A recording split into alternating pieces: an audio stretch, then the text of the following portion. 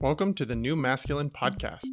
This is a place where masculine identifying people come together in community to disrupt outdated models of masculinity and together construct new models for our way forward as men. As a special note, while this conversation is between men, this podcast values all beings and seeks to create positive impacts for all. I'm your host, Travis Stock. I am a master life coach, an equus coach, which means I often partner with horses when supporting clients, and I'm a teacher. In my coaching work, I am passionate about the balance of masculine and feminine energies in each of us, regardless of gender. I seek to help others nurture a relationship with both types of energy, which often leads to a greater sense of wholeness. And yet what I found in my work with men is that many of us have been taught messages about what it means to be a man by first teaching us to avoid anything that is associated with the feminine. That avoidance leads to few experiences of intimacy, emotions outside of anger, vulnerability, or even a sense of belonging. Striving to comply with these models of masculinity has many of us feeling isolated, ashamed, unworthy, afraid, angry, and depressed. That's why I started this podcast, to bring men together who are ready for something new, something more whole. My next guest participates in the transformation of cultural ideals around masculinity in unique ways. Jett is a teacher, social activist, and performance artist who uses male burlesque to put a twist on iconic ideas of the romantic male.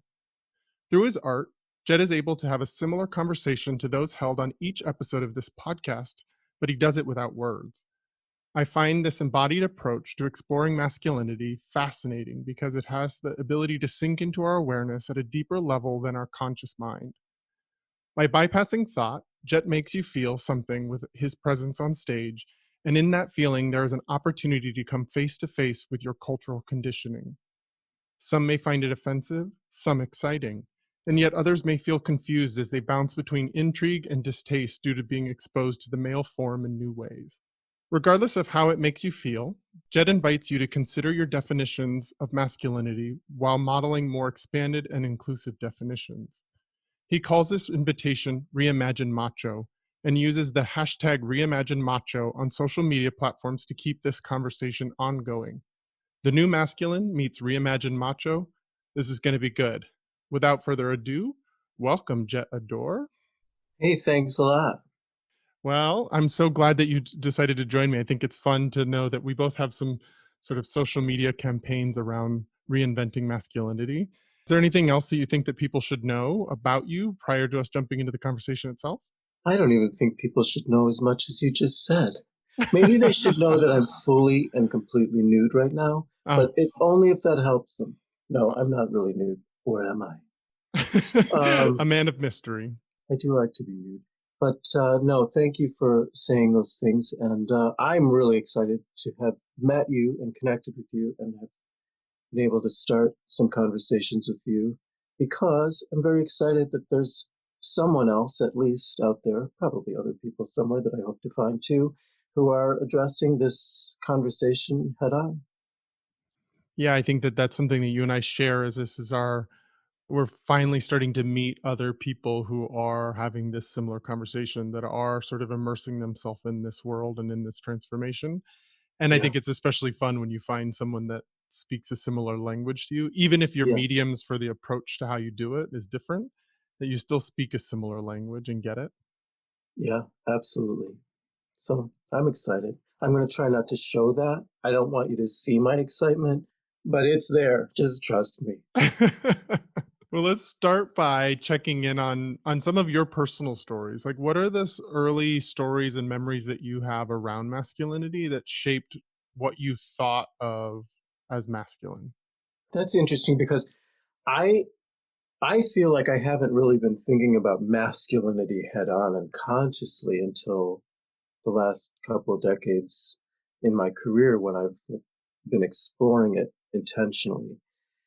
But I know that subconsciously, certainly like all boys growing up, I think, it seems, I tend to not like to use the word all because it's probably not true that all, but it feels to me that most of the men around me are experiencing something that has to do with that, whether we know it or not, whether we're told this is how you should be a man, whether you hear phrases like, man up, be a man, stop throwing like a girl. See, I don't remember ever feeling that or hearing that or feeling from my father, for instance, that there was anything from him that he needed to see more of me being a man, the way a man should be.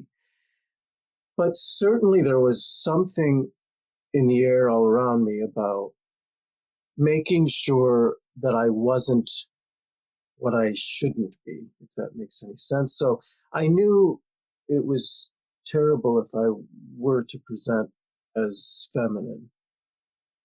I think all boys must feel that. I don't think they should. Maybe we can talk about that. But I I do know that I felt that. But to be honest, I didn't think I was any of those bad things. I sort of know now that I'm not nearly as like masculine as I thought I was back then. Or maybe I just didn't think about it. I just didn't think that I was I didn't think that I needed to be too concerned about it. Then, I mean, there was the whole like being teased for being gay, but nobody really meant it. Nobody really thought I really could be gay. I'm from a small town in Wisconsin, and I'm old enough that when my generation, nobody was out in high school in small town Wisconsin. So there was that, but it was teasing. The teasing was really about we. I knew they couldn't possibly really think I was gay, or they wouldn't tease me about it. If that makes any sense. If they really thought I was gay, it would have been way too uncomfortable. They wouldn't, they just wouldn't address it.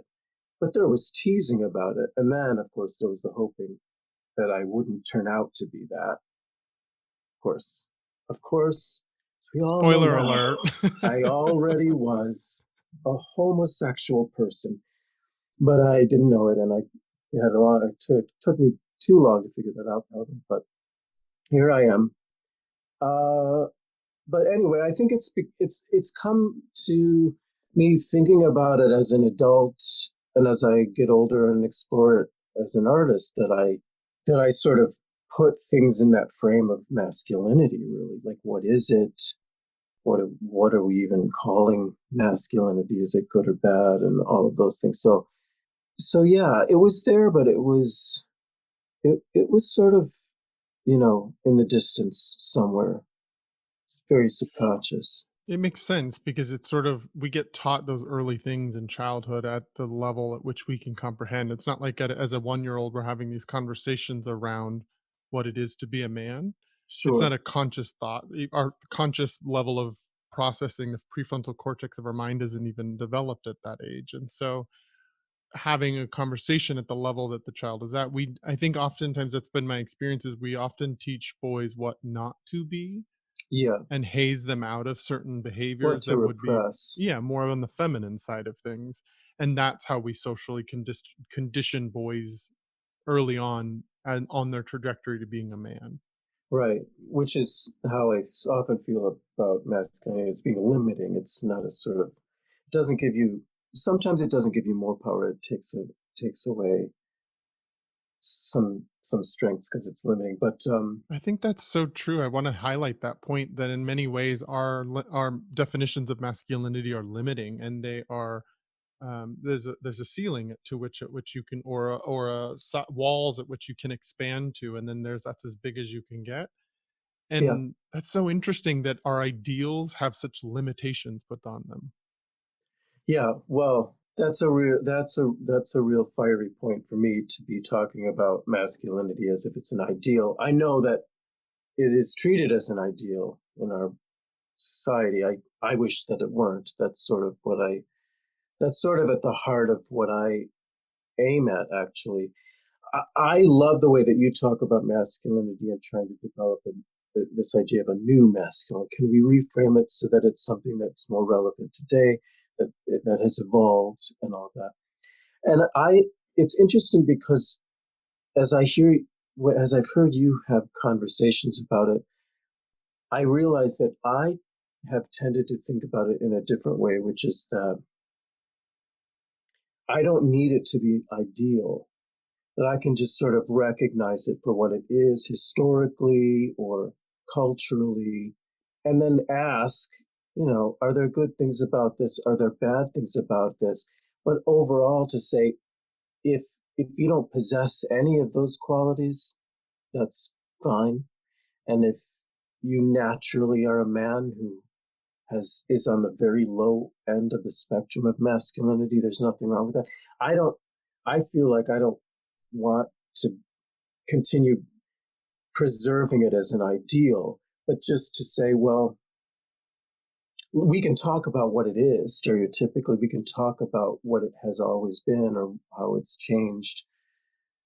But the idea of trying to desperately, some people trying to desperately preserve it as something ideal for men, that men, because I even get this, the more I talk about masculinity and how to be part of the conversation about twisting it around, still people will come to me as if I need this comfort and say, "Oh, don't worry, I think about you as quite masculine."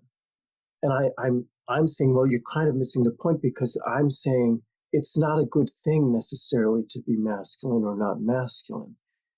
They're just traits. They are historically idealized male attributes. But do we have to hold on to those? Aren't we getting away from thinking of that?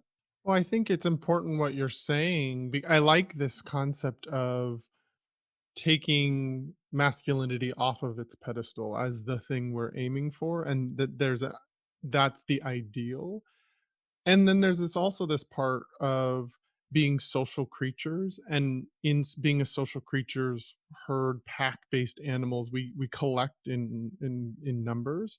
Yeah, There is a social element to it, that we seek agreement, we seek shared beliefs and shared understandings. And I think that's maybe what I'm talking about when it comes to ideals around masculinity, is what are our shared belief systems around it? And are they serving us any longer? Because if I look at any other part of my life, around my career, around romantic relationships, around my sexuality, around any of those pieces, my ideals of those things change and evolve over time and gather more information. They don't stay rigid and locked in. And yet, our cultural ideals around masculinity do seem like they have been sort of pre baked in and limited and stuck where they're at, and not given a lot of space to move. And I think that that's the approach that I'm looking at, is like, I think on an individual basis, I don't want to idealize masculinity as the thing that I should be aiming for. But as a social creature, I also want to be participating in the sort of growth, expansion, evolvement of of this concept that we call masculinity. yeah, and I actually really love. I get that loud and clear from all of how you talk about masculinity. So that's why it's changed. It's sort of shifted something in me, because, like I say, I have gotten used to coming to it at this place of trying to take away people's idealization of it. Of can we just say that if you identify as a man, it doesn't necessarily mean that you identify as masculine. Um, so I try to find a conversation that takes some of that pressure away, that takes some of the responsibility away, and also makes it such that masculinity doesn't then belong to men. It's we can talk about what we mean by it, but then some of those things, like what you're saying, some of those things, don't we want to hold on to them as virtues? But don't we want lots of people to have those virtues, men, women, or in anywhere along that spectrum? It doesn't belong to men. The pressure that just because I identify as a man, then there's all sorts of rules about how I need to present, to act, that I need to be a leader, and that I need to be protective, and that I need to be very confident, and that I can't have many emotions. All the things that you talk about all the time, to me, there are men who identify very quite naturally in lots of those ways, and just happen to be quite stereotypically masculine. Fantastic. There is also lots of men who don't identify with a lot of those things and aren't naturally those things, but yet there's a pressure, whether conscious or not, from all around us. I mean, you talk about this all the time, that pressure that we're supposed to. And I think it doesn't matter if some men aren't leaders. It doesn't matter if some men are quite emotional and don't have control over their sensitivity all the time or ever. I think men a lot of times don't ever in their life recognize some of their biggest strengths because they think it doesn't serve them as a man or that they dare not be that kind of person. That is To so even true. to even feel a drop of what their maybe real talent is because they won't let that natural part of themselves be, you know. The thing is that the further you go and how high you are in the spectrum of masculinity, to me, if it's not layered with all sorts of other great qualities that aren't necessarily masculine, then you're a monster. I mean, if you dial the knob way up and all you can say about someone is he is the most masculine person I've ever met, and that's all you can say about them, that's an ugly, ugly person to me. That's someone who isn't very smart, but is very strong, very muscular, hairy, stinks, doesn't know how to dress, doesn't know how to speak, really. They can't communicate. They don't have any emotion. They're angry all the time. You know, it becomes ugly when you twist it all the way up. And to me, to have this idea that, because we're caught in this place that anytime someone says about a man that they are so masculine, it's dangerous that that always sounds like a compliment to me. Because then where's the limit to that? If that's a compliment, then the more masculine we are, the better we are. And I don't like that. I don't want us to think that way. The more masculine we are, the more masculine we are. That's all. You're no better. You're no more appealing. You're no more uh, desirable, sexy, interesting. You're no better in any way just because you happen to be more stereotypically typically masculine. To me, that's how I think about it.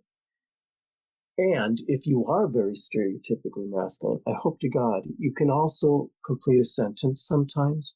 I hope you can feel emotion and express yourself. Sometimes I hope you can be kind and romantic sometimes. These are not things we say that men have to be or that you are considered masculine necessarily, but certainly they can exist within what we call masculinity. But we don't even talk about those are the more important things if you ask me.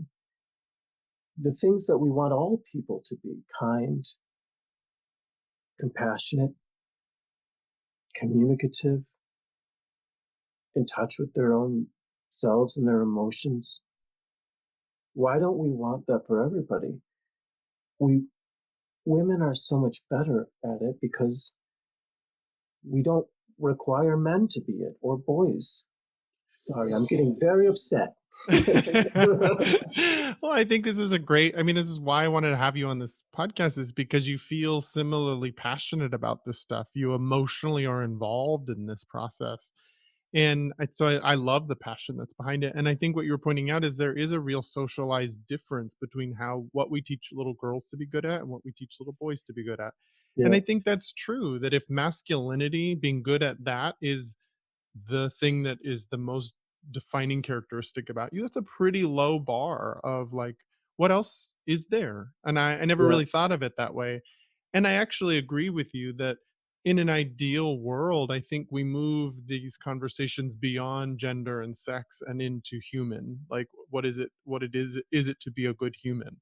yeah, And I also see we're in that transition phase where we're not quite there yet. A whole swath of the population isn't able to go beyond the gender and sex. There is still the yeah, need to categorize and differentiate and make separate, even though there's whole parts of the communities that are sort of deconstructing what gender means and expressing themselves more fluidly and being able to show up moment to moment with what feels in resonance to them, rather than yeah, what I love what you were talking about earlier about the sort of pressure to be masculine. I think that's where the my biggest passion around this conversation comes from, is that feeling of pressure. Something that I think each one of us as young men boys, older men, any man is likely going to have felt that pressure at some point to be something different than who you Yes. are. And I think there's such a wounding in that. And that's where my like the birthplace of my passion comes from, is from feeling that level of pressure my life and watching all the rest of the men in my world face that pressure to be something beyond who they are, and to not, as you were saying, like not develop their actual most defining beautiful magical qualities because it doesn't fit into those ideals of masculinity. Right. Yeah. And it's interesting too, as you're talking, I'm thinking too about what you were asking about growing up and how my relationship to masculinity was then. And I just, for some reason, started thinking too about and how I think about this a lot is that it translates too in how we think of women and their roles. Obviously, if we think that men have these roles, then we so much more need women to be in the roles that we expect them to be in. So I often think about talking about masculinity in a way that I want it to be something that also helps us think about women and giving them all the powers that they can use as well. Um, that's what I mean by masculinity doesn't belong to men. If there are traits about it that people want to get better at or become more, I think I do want some people to be leaders. I do want some people to be heroic and courageous. I want some people maybe to be strong when others can't be emotionally. I want some people to have really muscular bodies and really ripped abs. I don't know why. But I don't mind if a lot of those people are women too, you know? So we have this aversion to women being masculine. I just wish that we could use the word for the traits it embodies and that it doesn't belong to men. The same with femininity. I mean, Well, I think what you're pointing to is the importance of differentiating the social constructs of masculinity versus the energetic qualities of masculine and feminine energies that are just a part of nature, a part of the dualities of life, the night, the day, the yin, the yang, the the balancing energies. yeah, And I think that when we're talking about energies, we do want people to have a balance of both. We want women, men, somewhere in between. We want all people to be able to access some leadership, sometimes some following energies, some directional, goal oriented, some ability to just be, some ability to nurture and care. right. And so, from that more energetic place of masculine and feminine, I do think there's a balance that's necessary and that's needed. And I want that to inform our conversation around the social ideals of masculinity, because masculinity doesn't exist in the animal kingdom. Yeah, Masculine and feminine energy does. So right. that is a human creation, that masculinity Sure. piece. And I actually really appreciate that your work is about taking the value judgment away from it, just letting it be the social construct that it is without making it good, bad, indifferent. It is just that. And then now you get to explore all the pieces around it, all the other Yeah, qualities that are also there. yeah. Do we want to use some of it? Do we possess some of it? Is that all good? It, to me, to me, the way that I've used masculinity is to just try to figure out what are we talking about? What can we all agree on are the stereotypes? If we can create the spectrum where the high end of hyper stereotypical masculinity, do we all know what that looks and sounds and feels like? And then we can explore around that. I want to acknowledge it. I want to almost embrace it from the beginning so then we can twist around it. But I like to do that with women and men, because there is power there. There's power in femininity too, but there is power in how we think. Of course, there is. I mean, we almost, it's so easy almost to equate how we think about masculinity as power. That's why we're afraid that we might not possess enough of it, right? Mhm. Um, but it's only one kind. It's perhaps several different flavors of power is sort of mixed in there, but everybody can use that power if they want to get better at that. And everybody can recognize those parts of themselves if they happen to have them already. But the pressure to own that power or try to, or force yourself to, or pretend to, when it doesn't even exist in you, is to me makes people monsters. Yeah. I mean, it's the thing that keeps coming up in my most recent conversations as this evolves is this connection between masculinity and power and how Yeah, they have actually become merged and become almost the same thing in our definitions of it. And I actually think it's important and serves the greater whole to disentangle them from each other and yeah, allow them to be separate forces yeah, that anyone can access, that anyone can take part in, so that it's not hoarded and there's not scarcity models based into it. So where you yeah. have I more love that power, you I have talk more about that. power. Yeah, I love that you talk about it in that way, that there are limitless resources of power. How much I have doesn't mean someone else has to have less.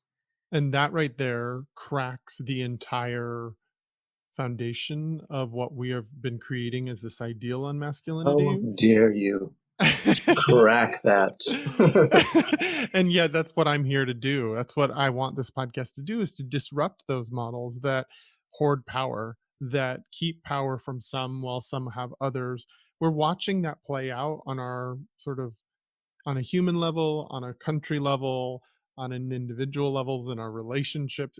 In Yeah, our own relationship to ourselves. We're watching those power dynamics play out and become real costly and unsustainable. yeah, I So agree. I'm really curious to know, because you have been able to sometimes through your artwork clearly define what masculinity is. What are those things that we all can agree on of what those concepts of masculinity are? How do you use those more traditional definitions of masculinity in your performance art? And then how do you balance it out with all the other stuff? So, in the world of burlesque, which I've always thought of as, I mean, it doesn't take much to think about it in this way, but it's a female art form historically, and even really now. It's never been a male art form, except that men have, in this recent, over the last couple of decades, revival of burlesque into as a theatrical genre. Men have been, how I think of it, men have been invited in. We've been embraced into this art form that was otherwise almost exclusively about women. And can you define what that art form is? Because while I know what it is, I'm not sure Yeah. everybody listening is going to know what you mean by a male burlesque How performer. dare they not understand me completely? Yes, I don't know that I can define it actually because it people think about it in different ways. But I'll tell you this: I think of burlesque as a theatrical genre that turns the removal of clothing into theater or nudity into theater, using the body as a metaphor for something very important in some moment, so that you can create a lot of suspense around showing your hand, for instance, inside of a glove. Some people call it the art of striptease. A lot of what I do is not. A lot of what I do is striptease. A lot of what I do is not striptease because I don't take anything off, but I am using. I am trying to create theater using my naked body as a metaphor. So, and I'm doing it in a woman's world, and I've always been. My interest when I was first against my own will, really in the very beginning, sort of invited into this world and intrigued by how a man could interpret this. Um, I didn't do it alone. I did it with a group called the Stage Door Johnnies in Chicago, headed by a man called Hot Toddy. So I have to give all of those wonderful men props.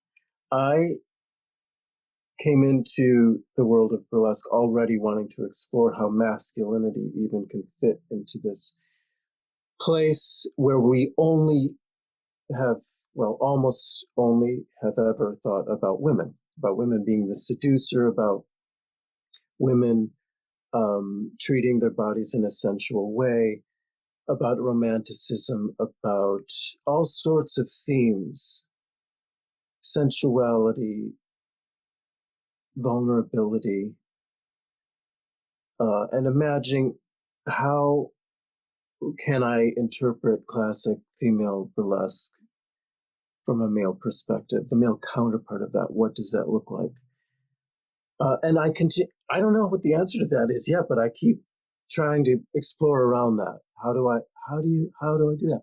So inherently, it sort of developed into this place where I felt like what I'm really doing is I'm twisting around male icons, male romantic, idealized subjects. So I want us to recognize what I'm playing with. So I want to use enough of the stereotype that I'm enough of that guy that people know what I am twisting around. But then, you know, I always like the way of I like to combine contrasting ideas that maybe shouldn't be contrasting, but ideas about strength and delicacy, or heroism and romance, or um, about sort of being a sort of sexualized instigator of sexual power, but also be very, very sensual and very vulnerable. So I try to look at it in all sorts of different ways and see, like, how can I create a character around? How can I create a scene, a moment, theater out of exploring that? And hopefully, in the end, actually, nobody really can put a pin on what I'm exploring around, but it stretches their ideas maybe around what's ideal about men or what isn't. So, yeah. Can you give us any examples of what a character or that iconic male traditional thing that you're pulling from? Can you give us any examples of what that might be? I play with all sorts of different ways. To be honest, I do. It kind of like gives me nasty feelings in my insides when I start to talk too much about the characters that I have, because it just kind of ruins the magic for me. But here's an example. Here's a pretty clear, sort of obvious example, I think. I don't have very many acts that I actually play a real life icon that people know what I'm doing, but I do have a couple, and one of them is my Zorro act. So I look just like Zorro, except maybe if Liberace was his best friend. So people know I'm Zorro, but I'm real fancy Zorro. And sometimes what I like to do is I like to play with costuming in such a way that I'm creating an idealized, glamorized man, a very decorated, embellished man.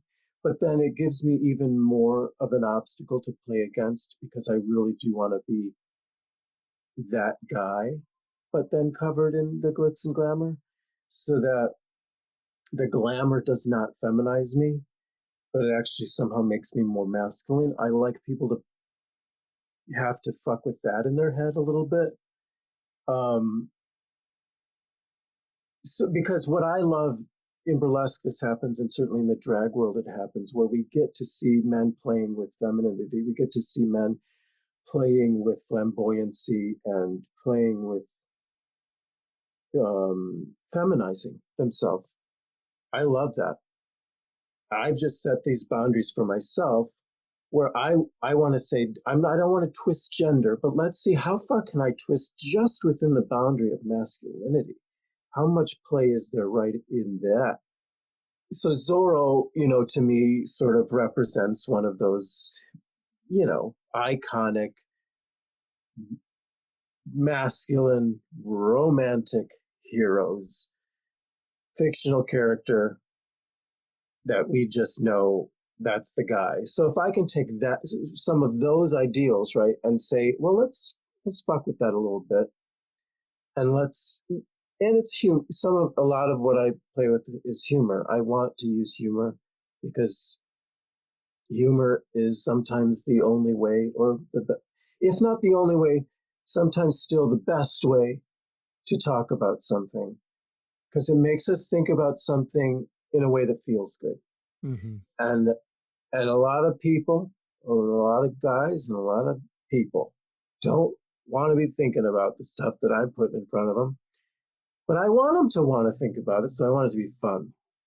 I get my best compliments from straight guys because they never thought they could have fun watching a guy get naked.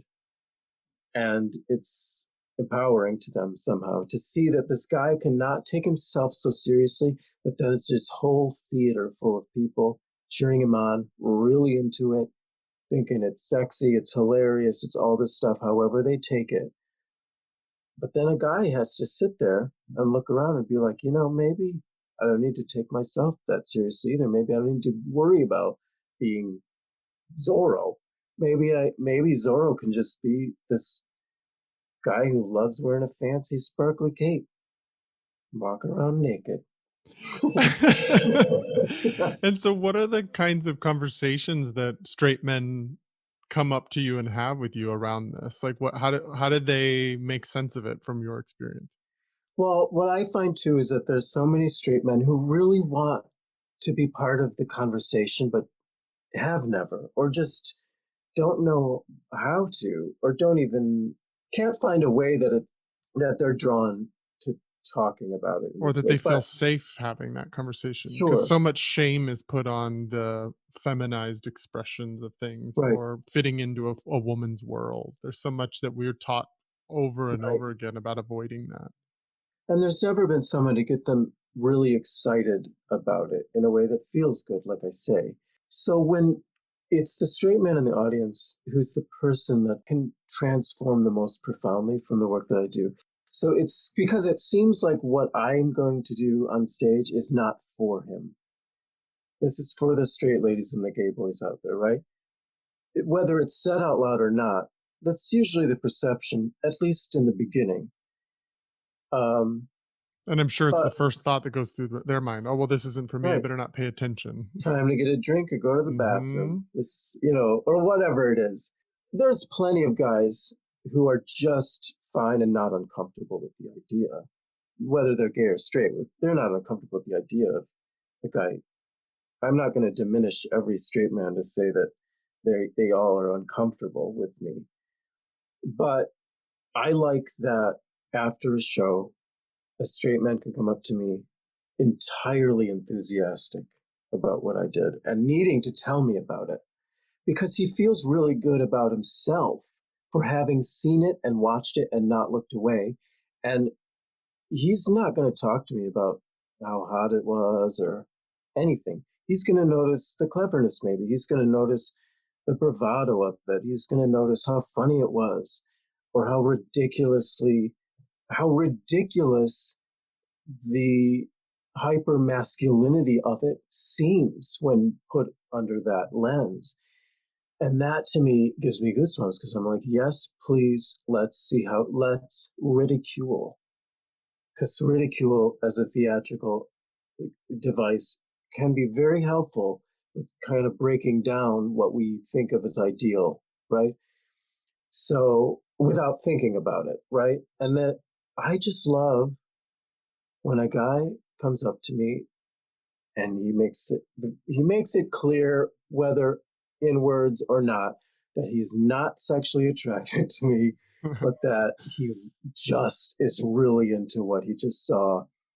And I just feel like that's what I want. I want to make someone else feel good, feel better about himself, feel less pressure about himself, that he can now come up to me and not have to care how it's going to come across, talk about how he really feels about it. It's like it's magic to me when I get to see that. So I absolutely love that. That makes me sort of like energized knowing that, because it's you are the pressure release valve around this masculinity thing. don't You talk dirty, let's not go there. but it is like we've been talking about this pressure piece that's embedded in masculinity for most of us, and that in your art form, without language, without forcing a message down someone's throat. Yeah. Ultimately, there is something very, in our culture at least, very confrontational about male nudity. Female nudity Yeah. is a bit more accepted. Oh, Nudity in yeah. general, with our puritanical values where we come from as a country, can be a little taboo, but there's something really confrontational about male nudity.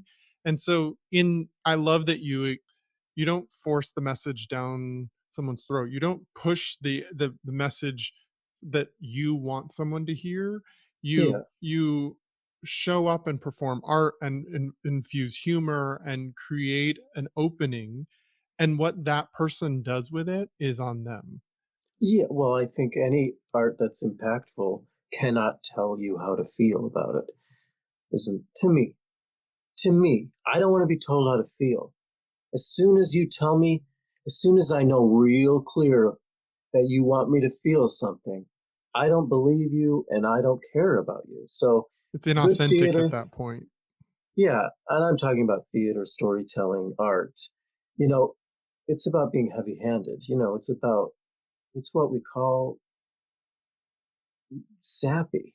When the music starts playing and they have the Mhm. moment and they start getting closer and they say, I love, it's like, I want to just see you really experience something and then let me have to process it and personalize it and see myself in it and figure all that out. The more work I have to do in the audience, the more the more profound the experience can be, the more funny it can be, the more emotional, the more I can really feel empowered by the end and inspired. So the danger in that, of course, is that nobody in the audience will get anything out of it because you're not telling them. But I hope I'm getting better at knowing how much is too much. I hope I'm getting even just a little bit better at knowing how much is too much and how much just how little people need to feel empathy and to feel like they relate to something. It's really hard though. I appreciate the kind of sensitivity that requires in you to be able to do the vulnerable brave work of putting in more, taking less, like to really like allow yourself to push and move and to allow the performance to sometimes be too much for someone or be too little for Yeah, another. That's a vulnerable process to go through as an artist, as a human being, to be seen in those levels. But the sensitivity then to immediately follow it with reading the feedback from the environment. What do you hear? What do you notice? What are people saying? How do they come up to you and greet you as a result of what they've just seen? It helps you fine tune that. There's a sensitivity that's yeah, really needed for that. yeah. I like when everybody has something different to say about something that I do. Then I know that I'm maybe doing something. If some Mm. people find it hilarious and some people think it's beautiful and some people think it's empowering and that I think that's when art is good. And it certainly matters because I don't even always, I will say that I rarely get this real and specific about my process for that very reason. I want it to be something that people internalize for themselves and maybe it just inspire the conversation or the thought or the idea. And sometimes I feel like if I take the magic away, of the process, explaining the process too much, then it just becomes about what I think about it.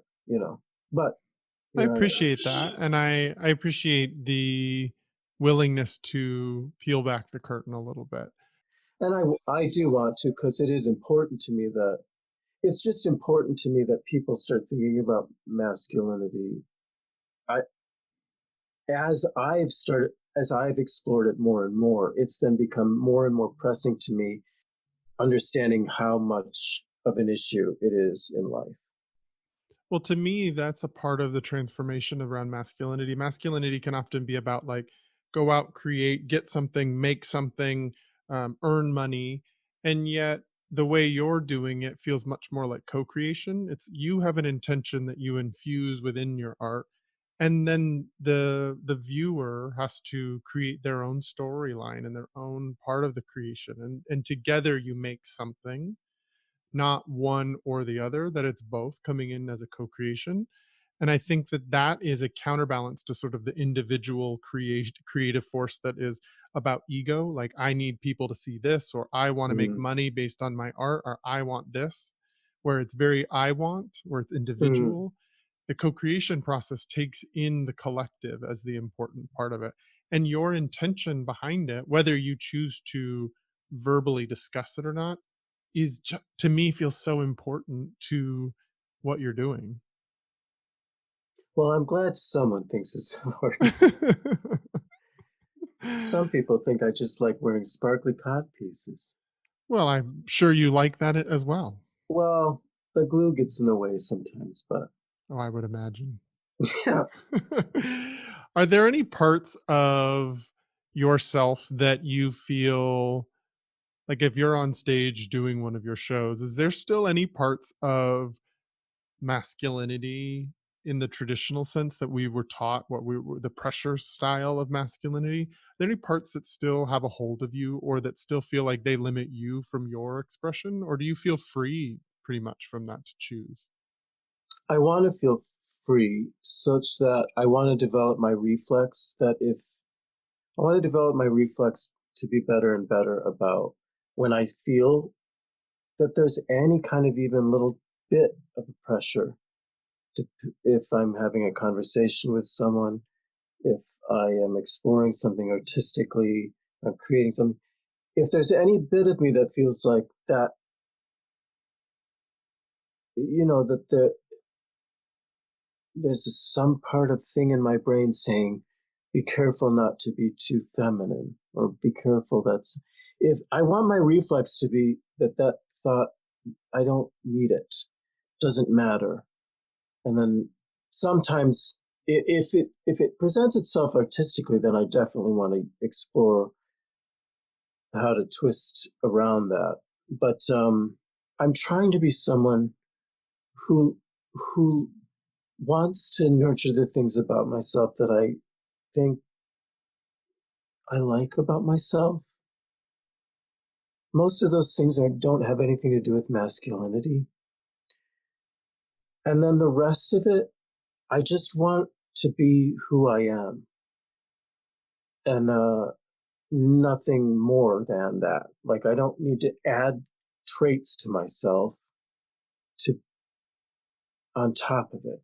So I think maybe there's some things about me that people would consider masculine, stereotypically, I suppose. But I also know that love, I'm bad at small talk, and I like to have conversation about the real stuff and how people feel. And I'm soft spoken, tend to be, I hold kindness up on a pedestal more than anything, probably, compassion, empathy. And those are really things I've learned from women. And I used to be in this place that I thought I never wanted to be. I've always felt like a man, and I've never had to struggle with my gender. And I've never had to doubt that. And I'm very fortunate in that. But I have in my life before I was more okay with with myself as I am now, which isn't entirely okay, I suppose, but I'm better okay than I used to be. But I think I used to think about it in a way that I wished I was could be more like my female friends. I admired them more for how they could communicate. I admired them more for how in touch with their emotions they were, and how more ready they were to share that without even knowing they were sharing it.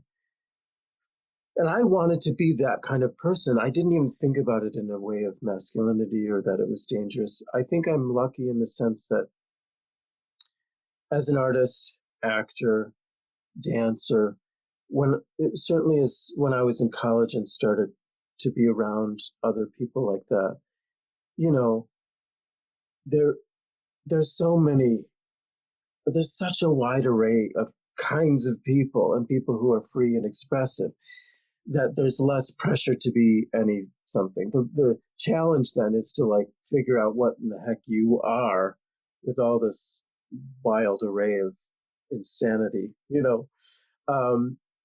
magical, wonderful insanity. So, but I always felt that I felt, I wish I want to be more like the women in my life. I didn't think much about being more like the very masculine people in my life. Um, but but I guess there was a long period of time where I wondered if it was okay that I didn't quite feel that macho. It's similar to my experience. There, I felt this pressure to often be more masculine, Hmm. and yet when I listen to my own desires, when I listen to my own what I respect, what I model myself after, what I'm reaching for, it's Hmm. often the women in my life that are demonstrating those qualities and that are living Yes. those qualities. And women have always been my safe space for me to explore who I am and to celebrate who I actually am rather than the presentation that I learned to be to stay safe, to belong, to fit in, to receive love, those Yeah. kinds of things. And I think that so it's my common story too, where I haven't had to navigate gender. I've always felt like I'm in the right body. I feel like a man. And Mm. yet, so much of the things I value are more on the feminine side. Have started to own the fact that I am a man who is more powerful in his feminine energy than in his masculine energy. That doesn't change my gender, that doesn't have an impact on my sexuality, it doesn't Yeah. have impact. It just is from an energetic place. That's where I find my power source. That's where I find how I most want to show up in the world, is with those qualities heavily infused. And then the rest of it can be additive pieces, but there's a core there that I'm not willing to let go of. I love how you talk about that because I don't think I've ever heard another man talk about it in that way, and it's so in line with how I wish we could evolve. That femininity and masculinity don't belong to gender. We can acknowledge that we built up these ideals in respect to gender. We have done that historically. We have done that, yes. But now can we just say, these are traits. Here's a bunch of stuff that we stereotypically have thought of as male role model, female role model. But aren't we getting to a place now that we're at a place where we're thinking about those roles as something that we should evolve? So then shouldn't we also evolve to say, you know, I can be a man and identify as a man and not have any issue with my gender, but that I might actually feel that naturally have my ideals might rest more in what we call feminine than in the masculine. And that is also wonderful. And Yeah. vice versa for women and masculinity. You know, there's a lot of distaste in people's mouths a lot of times about a woman being in charge. We know that is true. Mhm. Mhm. Or being in charge in a certain way. Certainly, women better not get angry. They better not get too loud. They better not take charge in a way that diminishes you somehow. Mhm. What we consider strong for a man should also be strong for a woman. It's power. All we're doing is embracing different kinds of power. And that's the place that I want us to get to, that we don't feel uncomfortable with masculinity and femininity and our ideas around that being mixed now. We're ready for a time where we can start thinking of those things as not being assigned to gender. That feels inspirational to me to hear you say, "We're ready." To not just say, "I hope that this someday in the future will get there," that you already feel we're ready for that. We're more ready, I think. I mean, some people more than others, obviously, but aren't we in a place now where we're becoming more aware of the issues of women. We're becoming more aware of the issues of gender and transgender and what it means to be a man and woman. And aren't we just ready to dive into that and start saying, what does it even mean? Does it need to mean anything specific to be a man or to be a woman?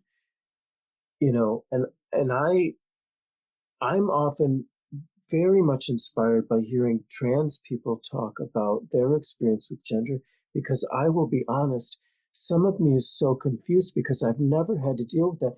Even though much of me wants to be more like the women in my life, I've never wanted to be a woman. I've never even had to consider whether that was something I should wonder about. So some of me doesn't really quite understand what it is that makes me feel like I'm a man. And it's very important for me to hear from people who struggle with gender about how they relate also to masculinity. I work a lot with trans men because they want to perhaps present more masculinely, or they just want to understand maybe on a different level the relationship between, I know that I am male, but I'm not entirely masculine, or how they think about that, right? So it's also fascinating to me. I love that you say that because that's been my experience that I've learned a lot from my trans clients, my trans friends around this topic because in some ways trans men have had to confront masculinity in places I'll never have to confront and Yeah. have had to find their way with it. And so in Mm, some ways their understanding of it can be more nuanced because they've had to move through that and have had to navigate right. those waters in a different way than I have. Yeah. And I feel like sometimes it's such a lesson too, because in some ways, those who have had to struggle with their identity when it comes to gender have feel less pressure about all of it. And some feel tremendously more pressure, whether it's self-imposed or what they're feeling from around them. Uh, so it's a big word, masculinity. It's like it really is a thing that we worry and obsess about. Totally. So I sort of wish we didn't Me worry and too. obsess about it so much. And yet you and I find ourselves wanting to have these conversations and find ourselves obsessing Well, about it but in a positive yeah, direction. that's true. I guess I'm obsessed, but I'm not obsessed with being masculine. I Right. hope. I hope I never will feel that obsession. I heard you mention that you support others, like you do mentorship and teaching. I've heard you talk about that and you kind of mentioned it here around masculinity. What is the work you're doing around supporting others with masculinity stuff? Well, it's interesting. In burlesque, I started a while ago. I started to be asked to do workshops, and a lot of the workshops that I do are around the idea of stage presence and how to build that, whatever we call stage presence. And but I would also be asked, because I'm a man in this mostly female art form, to teach burlesque for other men or teach male burlesque.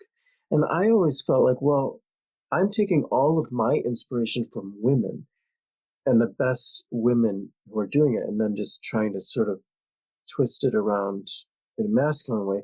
So for me to turn around and then try to teach burlesque to men as if it's this other thing, or I'm doing something different from than the women are doing, it didn't sit right with me. But the idea of playing with masculinity made sense to me because that's what I felt like I was doing. So I started to teach a workshop called Exploring Masculinity, which in the beginning I think was interpreted as a burlesque class for men.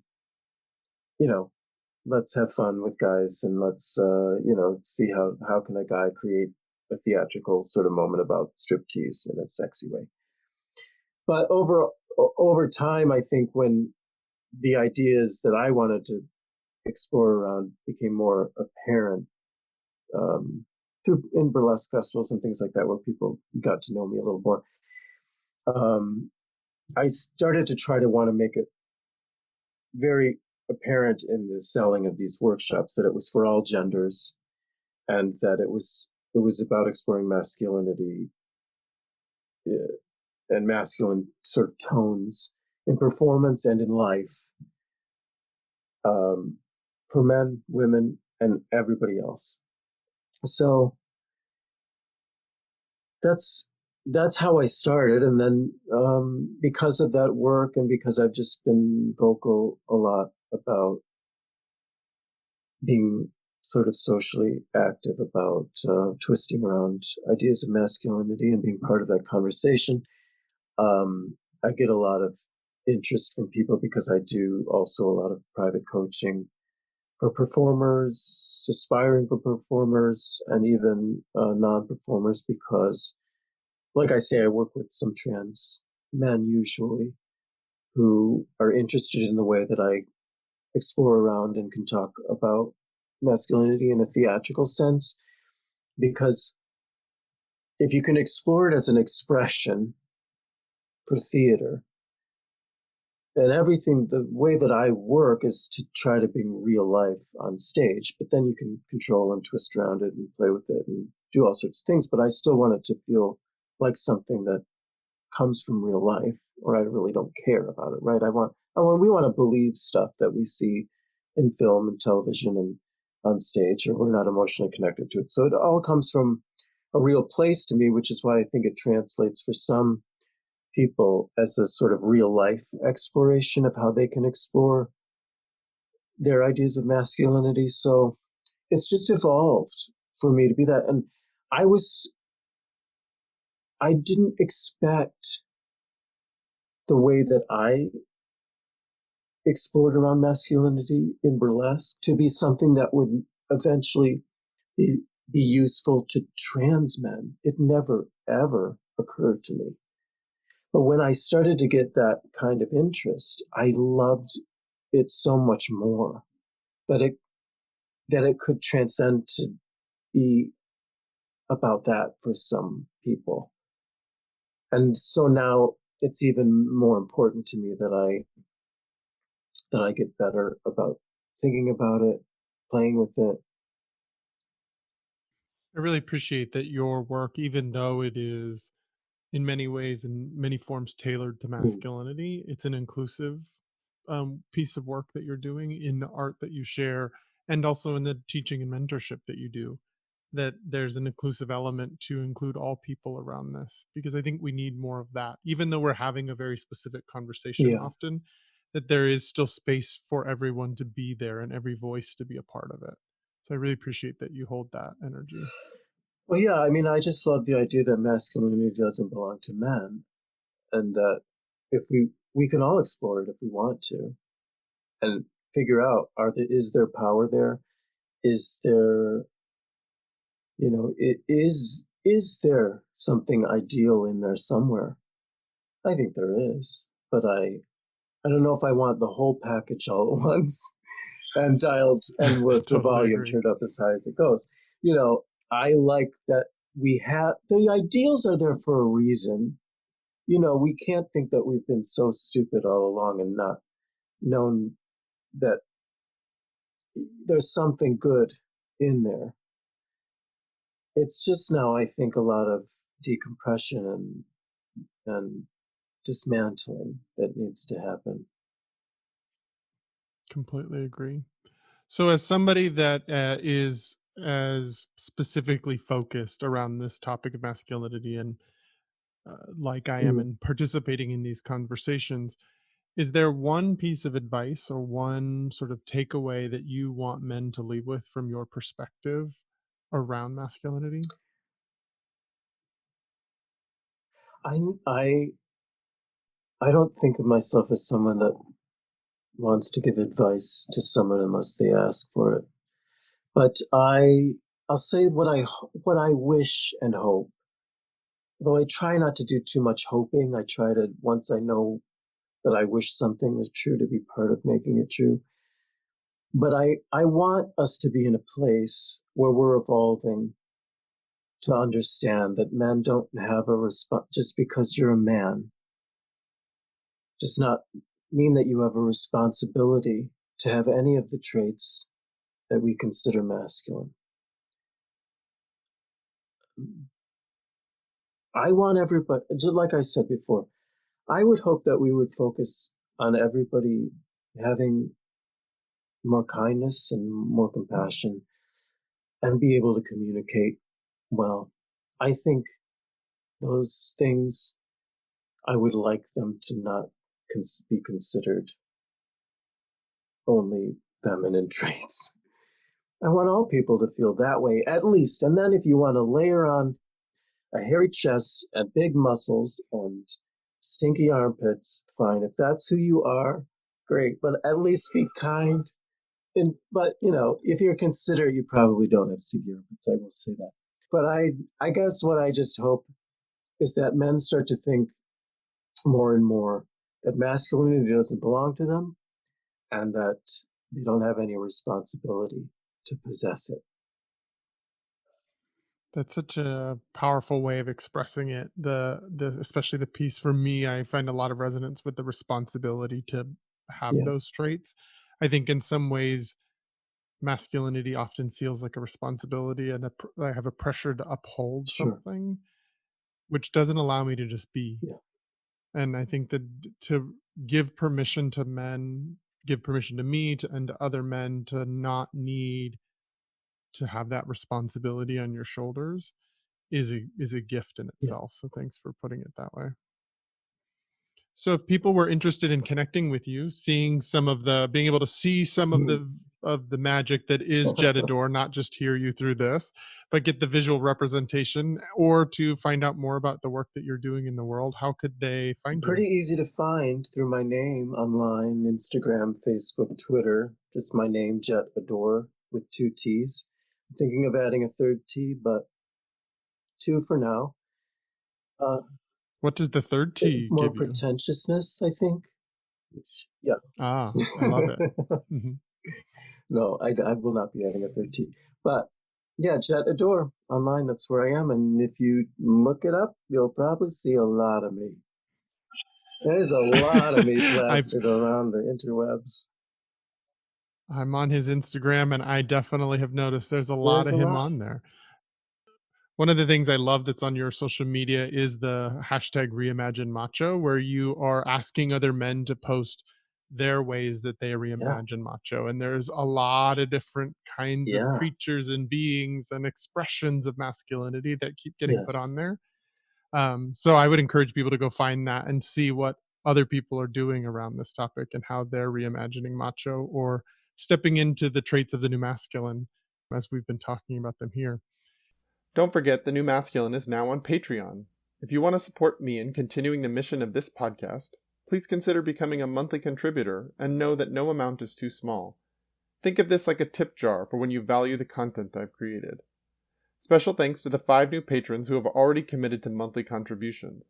Plus, portions will go to organizations that are doing good in the world. During this inaugural month, 25% of all contributions will be donated to organizations that support all Black lives. This movement is real and we need to do our part to support and be strong allies. Go to patreon.com/thenewmasculine for more information and to contribute.